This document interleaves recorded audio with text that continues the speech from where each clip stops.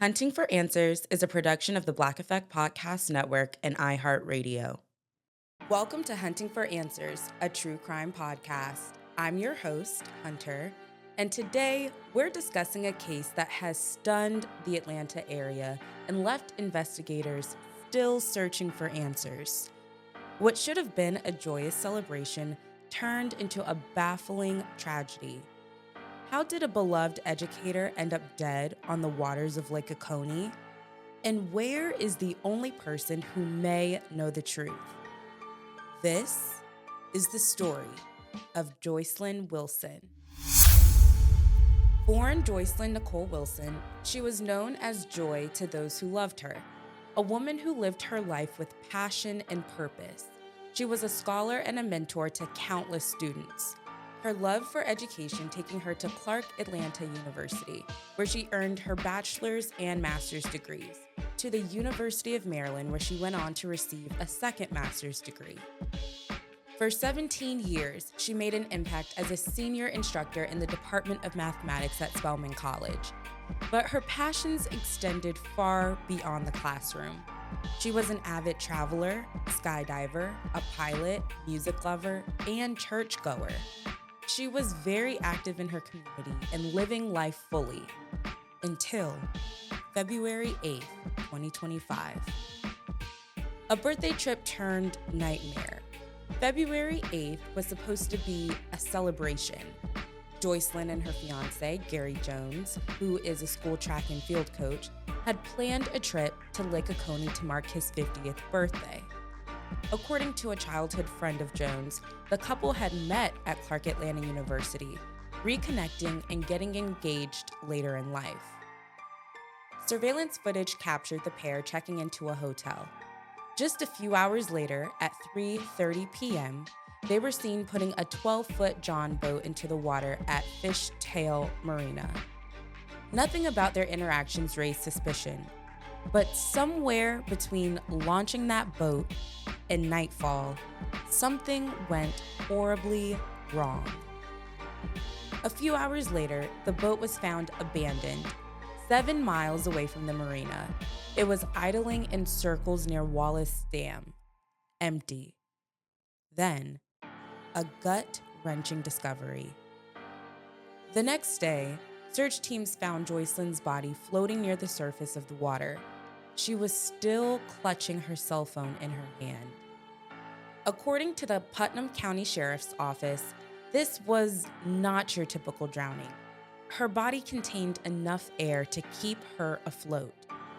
Investigators sent her remains to the GBI crime lab, where an autopsy was conducted.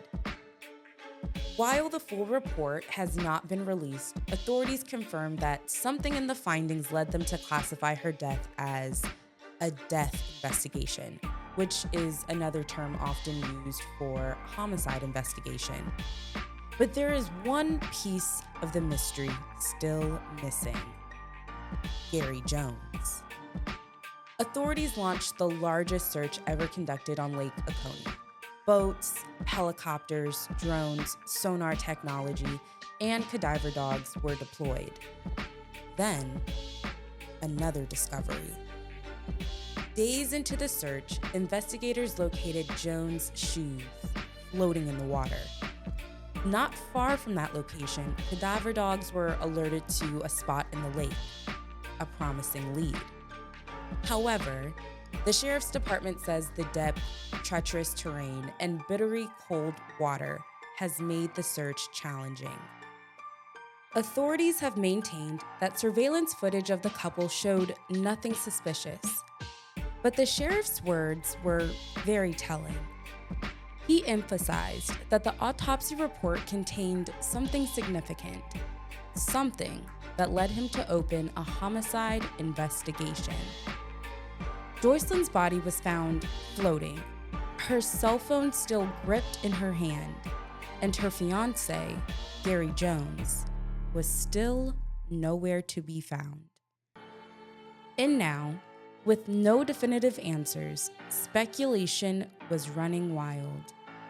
Was this truly a tragic accident, or the cover-up of something way worse?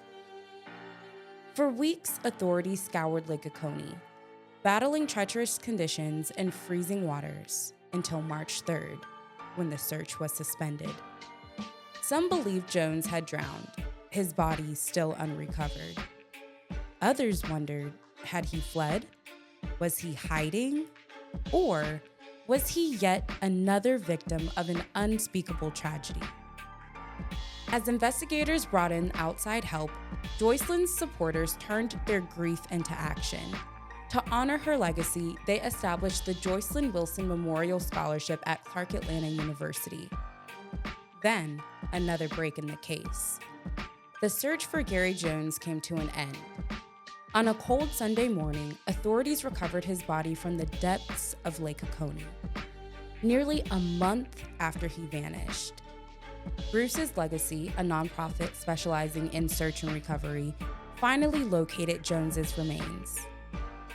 Using advanced sonar technology, their team pinpointed the body 45 feet down, near the same location where Joycelyn was found. The sheriff was also on the lake when the discovery was made.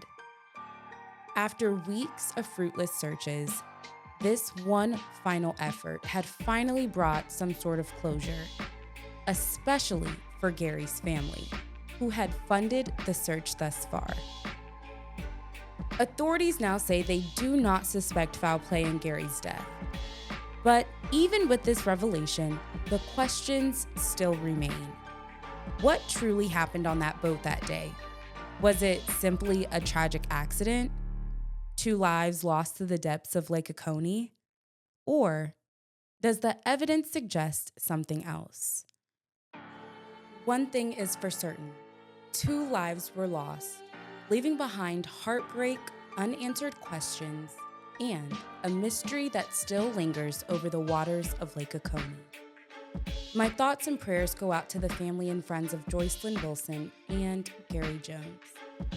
As we wrap up this episode, don't forget to subscribe to Hunting for Answers on YouTube, and be sure to follow us on Instagram and TikTok to stay updated on this case and others just like it.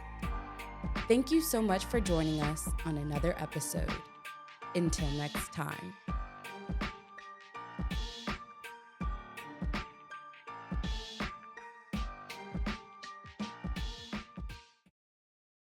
Hunting for Answers is a production of the Black Effect Podcast Network. For more podcasts from the Black Effect Podcast Network, visit the iHeartRadio app, Apple Podcasts, or wherever you listen to your favorite shows.